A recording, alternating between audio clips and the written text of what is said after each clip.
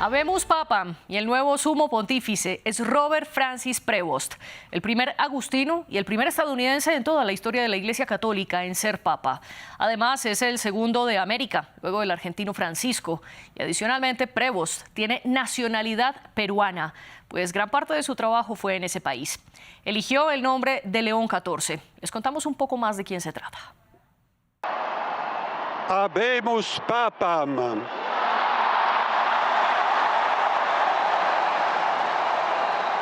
Habemus Papam. El conclave de cardenales eligió hoy al nuevo líder de la Iglesia Católica, el cardenal y arzobispo Robert Francis Prevost, quien responde ahora ante la historia bajo el nombre de León XIV.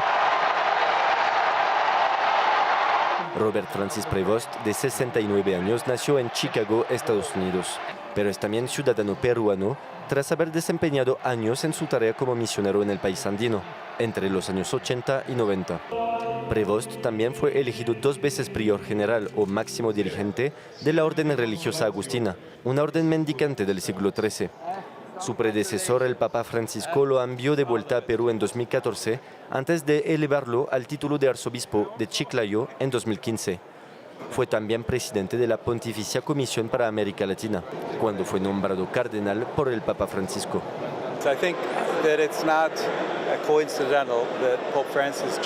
Creo que no es casualidad que el Papa Francisco me haya elegido. He sido misionero toda mi vida y estuve trabajando en Perú, pero soy estadounidense y creo que tengo algunas ideas sobre la Iglesia en Estados Unidos.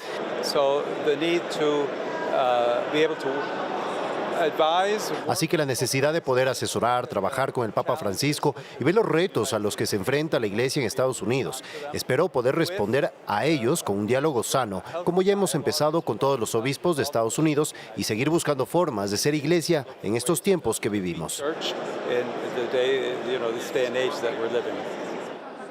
Su nombramiento es simbólico. Por mucho tiempo existió un tabú contra un papa estadounidense, dado el poder geopolítico que ya ejerce el país en la esfera secular, y a la hora de profundas divisiones dentro de la Iglesia estadounidense a raíz del regreso de Donald Trump a la Casa Blanca. Pero su nacionalidad peruana y su experiencia en una orden mendicante lo hace cercano a los ideales del Papa Francisco. De manera significativa presidió una de las reformas más revolucionarias que hizo Francisco, cuando añadió 3 mujeres al bloque de votación que decide qué candidaturas a obispo se remiten al Papa. ¿Qué se puede esperar del papado de León XIV? ¿Seguirá la línea de Francisco? Lo analizamos aquí en el debate de France 24. Yo soy María Clara Calle y le doy la bienvenida a 3 invitados que están con nosotros a esta hora. El primero de ellos se encuentra en nuestro estudio en Bogotá. Se trata del padre Carlos Justino Noboa, doctor en Teología de la Pontificia Universidad Javeriana de Colombia, magíster en Teología, licenciado en Filosofía y teólogo. Y desde Temuco, en Chile, nos acompaña Sandra Arenas, decana de la Facultad de Ciencias Religiosas y Filosofía de la Universidad Católica de Temuco. Y también en Bogotá, pero de manera remota, está con nosotros la hermana Liliana Franco, presidenta de la Confederación Latinoamericana de Religiosos y Religiosas. Bienvenidos ustedes 3, una bienvenida que, como siempre, extiendo a toda nuestra audiencia. Antes de comenzar, les recuerdo, por si ya no nos siguen, lo pueden hacer en las redes sociales, donde estamos como @France24_ES. Y mi cuenta personal es @MariaClaguirre. También un saludo muy especial a quienes nos están escuchando a esta hora a través de Apple Podcast, de Spotify, Deezer o TuneIn. Padre Carlos Justino Noboa, comienzo con usted. ¿Cómo definir a Robert Prevost o ahora León XIV? Querida Liliana, saludo cariñoso. Qué honor estar contigo en esta mesa. Robert Prevost. Hombre de Dios, hombre de los pobres, continuador de Francisco. Así lo defino. León XIV estuvo 30 años trabajando en el Perú. En sus redes, por favor, busquen el tweet del entonces cardenal Robert Prevost, hace 10 días criticando duramente con nombre y apellido al presidente de su país por maltratar a los migrantes. Televidentes, ¿cómo definimos a Robert Prevost León XIV? El segundo latinoamericano que es papa. El primero fue Francisco, argentino. El segundo es León XIV, peruano. Él es peruano y también es estadounidense. Sin lugar a dudas, un hombre de las entrañas de Francisco. Él lo nombró cardenal, él lo nombró obispo Él lo nombró prefecto de la Sagrada Congregación para los Obispos y además director de la Comisión para América Latina. Recordemos que la mitad de la Iglesia es latinoamericana, la Congregación para los Obispos y la Comisión para América Latina eran los dos organismos más importantes para Francisco. Sin duda, Francisco solo puede poner en semejantes posiciones una persona de su absoluta confianza. Podemos decir en este momento, a las 4 horas más o menos de tener un nuevo papa, Robert Prevost es un hombre de las entrañas de Francisco, continuará su legado y ante todo continuará el camino del Evangelio. Y aquí simplemente hacer una aclaración. Prevost nació en Chicago, Estados Unidos, tiene 69 años a hoy y además tiene la nacionalidad peruana. Esto lo confirmaron los medios peruanos. La obtuvo desde el 2015, ya que desde ese año fue obispo de la diócesis de Chiclayo. Sandra Arenas, bienvenida también a este espacio. ¿Cómo define usted al próximo papa? Yo creo que el momento del inicio de este pontificado número 267 está lleno de señales, En primer lugar, yo diría que el propio nombre que ha asumido de León XIII marca un programa, ¿no? Marca un programa que recoge un pontificado, el de León XIII, que fue muy largo, muy robusto, ¿no?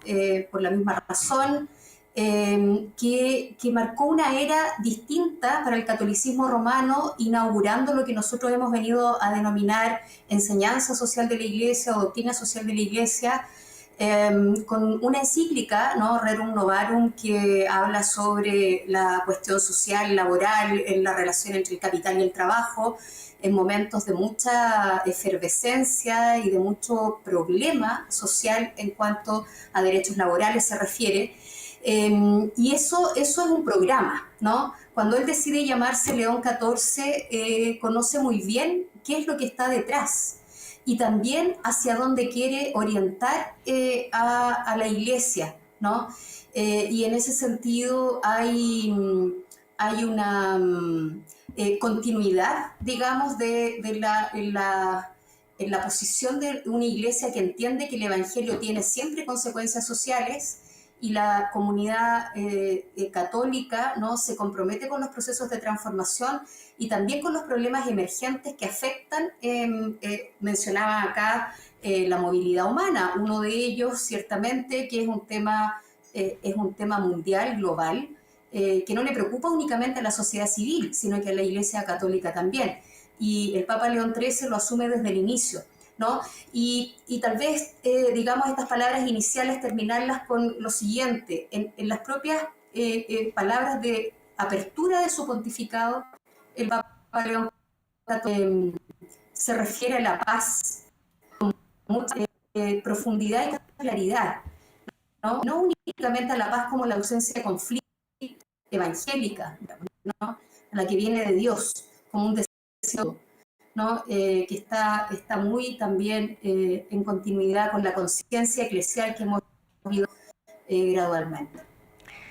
Y justo ahora vamos a analizar un poco más estas palabras que ya escuchamos del nuevo Papa, precisamente en esa bendición que usted menciona, Sandra, el Urbi et Orbi ante los fieles de la Plaza de San Pedro. Pero antes quiero darle también la bienvenida a la hermana Liliana Franco.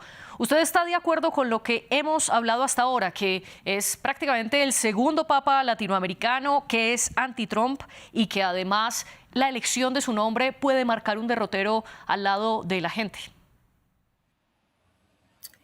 Yo con lo que estoy de acuerdo es con que Dios ha mirado con bondad a su iglesia y nos ha regalado un buen sumo pontífice. Yo tuve la gracia de compartir en la misma mesa durante varios días con el cardenal Prevost en el sínodo de la sinodalidad y encuentro que es un hombre que no podemos identificar con ideologías. Encuentro que es un hombre que podemos identificar con el Evangelio. A mí personalmente me parece profundamente evangélico. Un hombre inteligente, con una sabiduría innata, capaz de dialogar con todos, con las distintas posiciones eclesiales y sociales. Siento que nuestro nuevo Papa es un hombre repleto de humildad, repleto de sencillez. Valoro de manera especial su perfil de misionero. Fue un hombre que fue capaz de dejar la orilla de la comodidad, que podríamos decir que es la orilla norteamericana, para insertarse en la orilla de la misión, junto al pueblo de Chiclayo, en el Perú. Es un hombre que conoce la iglesia, que le ha servido a la iglesia en todos los lugares, en lo más profundo de la misión, en zonas muy pobres, en un dicasterio, al frente del acompañamiento y de la decisión de la elección de los obispos. Entonces yo creo que es un hombre que nos va a ayudar a hacer comunión. No creo que esté en contra de nadie. Creo que está profundamente arraigado en los valores del Evangelio y que ayudará a que hagamos ese camino de la comunión y que podamos visibilizar con muchísima nitidez todo ese programa también de justicia social del que ya es heredero por haber asumido el nombre de León y haberse inspirado seguramente en León XIII, pero también haberse inspirado posiblemente en Fray León, el mejor amigo de Francisco de Asís. Entonces, creo que con estos signos, pequeños signos, el Papa León XIV lo que nos está evidenciando es su deseo de ayudarnos a construir una iglesia arraigada en los valores del Evangelio, capaz de dialogar con el mundo, de establecer puentes de comunión y de generar esas necesarias sinergias que nos conduzcan a la paz. Coincide entonces con Sandra en que esto está lleno de señales. Usted menciona una muy particular que quiero resaltar. Fray León, el mejor amigo de Francisco de Asís. Francisco, precisamente de allí tomó su nombre de Papa, el argentino. Pero ahora, padre, quiero preguntarle por algo que mencionaba la hermana Liliana, y es el hecho de que Prevost, o ahora León XIV, es capaz de dialogar con todos. ¿Qué tan necesario es esto en una iglesia en la que estábamos viendo diferentes pujas entre el ala más conservadora, el ala más progresista que pretendía seguir la línea de Francisco? Y si en efecto puede haber una unión en Prevost y esto puede explicar su rápida elección, ya que fue elegido papa al segundo día en la cuarta votación. No, evidentemente, León XIV, como todo hombre del Evangelio, tiene una gran capacidad de dialogar. Dialogar no significa no tener posturas, ¿no? El Papa Francisco tuvo posturas. Por supuesto que ni el Papa Francisco ni León XIV están contra nadie. Pero sí Jesucristo, el Papa Francisco y el Papa Prevost critican personas y grupos que hacen daño a la humanidad. Así como también Jesús criticó a personas con nombre y apellido que le hacen daño a la humanidad. Por supuesto, no están contra nadie. Mira, yo sinceramente no veo que haya una gran oposición contra Francisco o que haya una gran división en la iglesia. Lo que yo siento, lo que yo constato, es que la mayoría de las católicas, los católicos, religiosas, religiosos, ministros servidores, estamos con Francisco, estamos con el Evangelio. Honestamente no veo esa división, y prueba reina de ello es que los cardenales la tenían clara y por eso el sínodo duró día y medio. Tenemos que elegir un digno sucesor de Francisco, tenemos que elegir una persona que sea testimonio del Evangelio, y toda persona que vive el Evangelio pues es una persona dialógica, y él sin lugar a dudas tiene toda la capacidad para dialogar con todos los puntos de vista. Insisto, lo que no significa no tener posturas. Y una de esas posturas, claramente, como ya lo decía Sandra, es la paz. En esta primera bendición y las primeras palabras como Papa, León XIV dijo textualmente: esta es la paz de Cristo resucitado, una paz desarmada y desarmante, que proviene de Dios que nos ama a todos incondicionalmente. ¿Se puede esperar entonces que León XIV tome las mismas posturas que el Papa Francisco frente a la paz y en contra de las guerras, por ejemplo, en Ucrania y en Gaza? Recordemos que Francisco llamaba todos los días a la parroquia de la Sagrada Familia en la Franja de Gaza, incluso cuando estuvo hospitalizado en este último tramo. ¿Se puede esperar algo similar de León XIV, Sandra?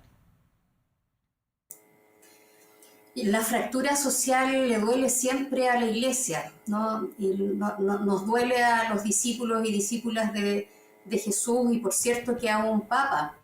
En ese sentido, la búsqueda de la paz está en el corazón, digamos, de la comunidad eclesial, y por cierto que el Papa León XIV la pone también en el centro como programa de su pontificado. No es casual, creo yo, que lo mencione con tanta fuerza, dada una coyuntura, más allá de la continuidad o no, lo que es claro, creo yo, es que hay una forma de comprender a la Iglesia hoy día, en una conciencia mayor que hemos adquirido, donde también el pontificado del Papa Francisco, por cierto, que ha colaborado en profundizar, de que la búsqueda de la paz no nos puede ser indiferente, ¿no? Y que no se pueden escatimar esfuerzos, ¿sí? La comunidad religiosa no puede permanecer centrada en sí misma, porque no existe para sí misma, existe para otros, para otras, y tiene que pronunciar su palabra que tienda puentes, que derribe fronteras y muros allí donde los haya. Hay lugares muy concretos, como los que acabas de mencionar, que son de una preocupación y ocupación enorme, lo fueron para el pontificado que acaba de terminar, y el pontificado actual creo yo que lo asume también como una tarea propia, más allá de que vaya a tener particularidades, ¿no? En ese sentido es claro que cada persona también le imprime, y eso es muy bueno, es un tiempo de gracia en ese sentido el que estamos viviendo, porque el Papa León XIV va a tener sus propias particularidades, más allá de que se inscriba en una comprensión de iglesia, ¿sí? Que se preocupa por la fractura social. Allí donde no se respeta la dignidad de las personas, donde muere gente, donde muere el inocente, ¿sí? Va a tener su propia impronta, y eso a mí me llena de esperanza. Y dentro de estas particularidades que puede tener el nuevo Papa, hermana, ¿esto puede incluir la migración? Y se lo pregunto porque Francisco fue un ferviente defensor de los migrantes. De hecho, en la última carta que le envió a los obispos de Estados Unidos, fechada el 10 de febrero del 2025, le pedía tanto a ellos como a todos los creyentes estadounidenses que defendieran a los migrantes, recordando que el mismo Jesús había migrado desde Israel hacia Egipto. Y esto decía la carta de manera textual, invitaba a todos a construir puentes que nos acerquen cada vez más, a evitar muros de ignominia, quizás en una alusión implícita al muro construido por Donald Trump entre Estados Unidos y México. ¿Puede tomar una postura así el cardenal Prevost, ahora Papa León XIV? Clarísimamente, es que seguir a Jesús tiene consecuencias, y una consecuencia de seguir a Jesús es trabajar por su reino, y trabajar por su reino supone trabajar por la justicia. Entonces supone ponerse del lado de las víctimas, del lado de los migrantes, del lado de las víctimas de trata de personas, del lado de los desheredados. O sea, seguir a Jesús tiene consecuencias. El cardenal Prevost, fiel a su vocación de agustino, de misionero, de creyente, lógicamente asumirá pues una posición que lleve también a reflexionar sobre el drama de la migración en el mundo y sobre la necesidad de seguir tendiendo puentes que hagan posible acogida digna, ensanchar la mesa. El cardenal Prevost también nos ayudará a seguir trabajando por esa iglesia. Él mismo lo decía hoy en sus palabras, en la que haya lugar para todos. Es un poco esa expresión del Papa Francisco del todos, todos, todos. Y eso sencillamente porque es una consecuencia de creerle a Jesús. Creerle a Jesús nos ubica en la orilla de los pobres, nos ubica en la orilla de las víctimas y hace que lógicamente nuestra opción natural sea trabajar por el reino, y esa será la opción de nuestro nuevo Papa. Usted dice que los religiosos católicos, al seguir a Jesús, deben estar en la orilla de las víctimas, pero parece que no todos dentro de la Iglesia Católica opinan lo mismo, pues el cardenal también estadounidense Raymond Burke ha estado en contra de los migrantes. ¿Cómo entender estas posturas diferentes y cuál puede ser esa relación, por ejemplo, entre el ala más conservadora como Burke o Robert Sarah o también Müller, el cardenal alemán, entre estas tres cardenales y el nuevo Papa, hermana? Hay maneras distintas de entender la vida, dependen muchísimo del lugar en el que estamos situados, de la geografía, no solo geográfica, sino también existencial en la que estamos situados. Pero independientemente de las posiciones personales, hay una constante, y es una constante irrenunciable, hay una certeza irrenunciable, y es que la opción por Jesús exige ponernos del lado de las víctimas, exige trabajar por la paz, exige defender a los desheredados. O sea, solo contemplar a Jesús, solo leer el Evangelio y entendemos que Él estuvo del lado del leproso, que Él estuvo del lado de la sirofenicia, que Él estuvo del lado de la samaritana, que Él estuvo del lado del excluido y que precisamente por eso dio la vida también. Entonces, no puede haber cristianismo auténtico sin un trabajo decidido por el desarrollo humano integral, y eso, en este momento del mundo, supone trabajar porque no haya brechas en torno a las cuales nosotros nos desangremos como seres humanos, porque no haya fronteras, muros ni barreras en las que acabemos con la dignidad de las personas. Entonces, creo que independientemente de lo que pueda ser una lectura de carácter personal, subjetiva, el Evangelio es muy explícito. Y vivir y asumir el Evangelio supone un trabajo decidido por el desarrollo humano integral, y yo estoy absolutamente segura de que eso lo sabe nuestro nuevo Papa León XIV, y que desde esa orilla de la iglesia en la que él estará situado, pues será un defensor de todos los desheredados, de los migrantes, de las víctimas de trata, de los empobrecidos por un sistema que excluye, de los que están siendo víctimas de una guerra que nos desangra y que acaba con derechos y posibilidades. Él estará en esa orilla porque esa orilla es la orilla de Jesús. Y usted habla que esto es el catolicismo auténtico. Padre, ¿el catolicismo auténtico incluye a las mujeres, a los laicos, a los divorciados, a las personas de la comunidad LGTBIQ+? ¿Y qué esperar en este respecto o en estos aspectos del nuevo Papa? ¿Quién soy yo para juzgar a los gays? Empecemos por donde es. ¿Quién soy yo para juzgar a los gays? Comillas. El matrimonio cristiano es muy lindo. Ojalá siga. Pero es humano. Puede fracasar. Comillas. Por eso nosotros no podemos rechazar a las parejas divorciadas vueltas a casar, no las podemos excomulgar, ellas están en la iglesia, tenemos que ayudarlas, tenemos que apoyarlas. Acabo de citar textualmente al Papa Francisco. Entonces, evidentemente, hoy León XIV, el cardenal Robert Prevost, desde hace rato, no es que va a comenzar, perdón por la corrección, desde hace rato viene comprometido con los migrantes y por eso, critica con nombre y apellido a quien los martiriza, como Francisco y Jesucristo crítico con nombre y apellido. Por eso está con los pobres, 30 años con los pobres. Por eso es una persona de vida sencilla. Por eso recoge el legado de Francisco y en el discurso que le acabamos de escuchar, le da las gracias a Francisco, insiste en que tenemos que seguir en su camino de acogida, en su camino de sinodalidad, cosa tan importante. Sinodalidad, del griego synodos, caminar con. En la iglesia tenemos que caminar con. Tenemos que caminar con la población LGTBI, con los divorciados vueltos a casar, con las mujeres, comillas. Tenemos que pedirle perdón a las mujeres porque en la iglesia las hemos discriminado, cierra comillas, el Papa Francisco. Con los niños, con los pobres, con los ancianos, con los excluidos, con los migrantes.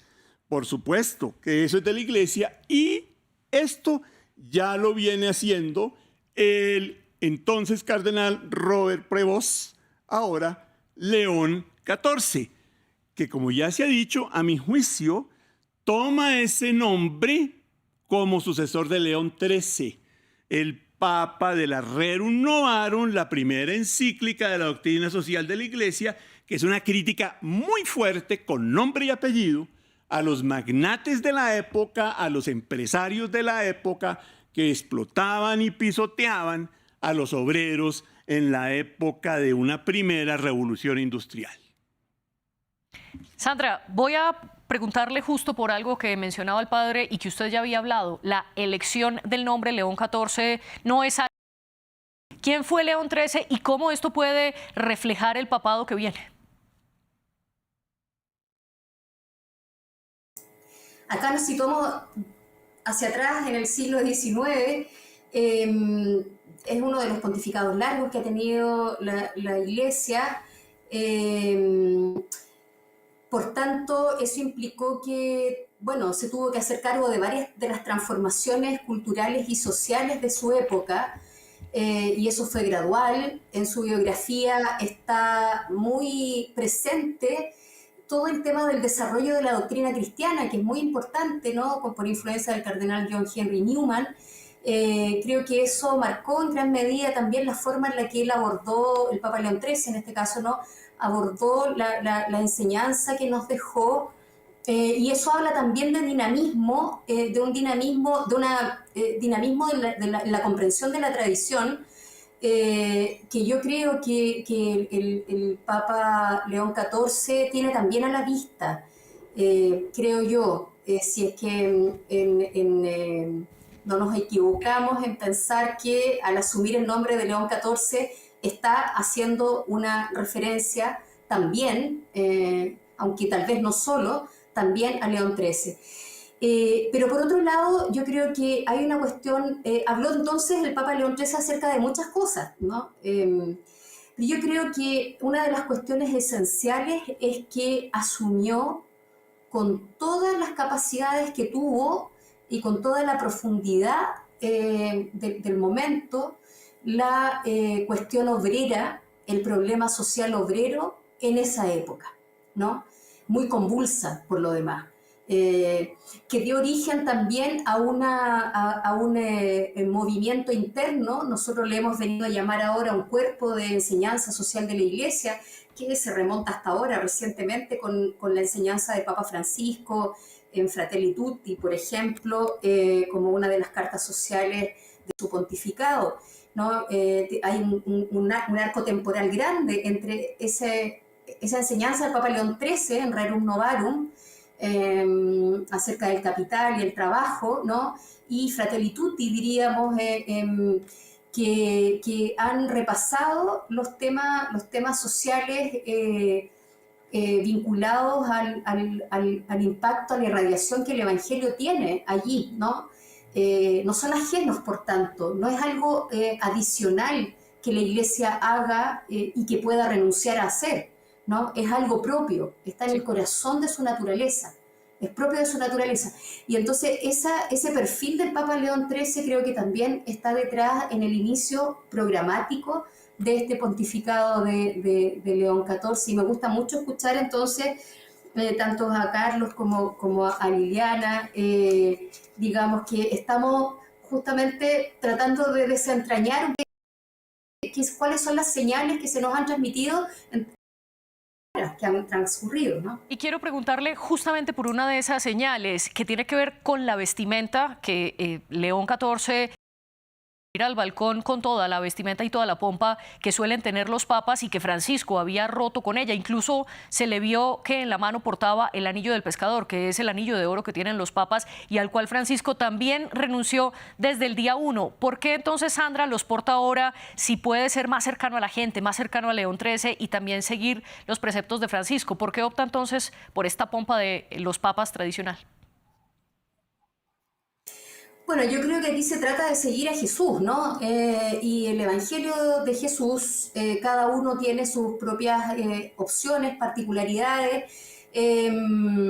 Por cierto que, claro, el Papa Francisco hizo algunas renuncias a cuestiones que son propias ritualmente hablando, diríamos, protocolarmente hablando, incluso tradicionalmente hablando.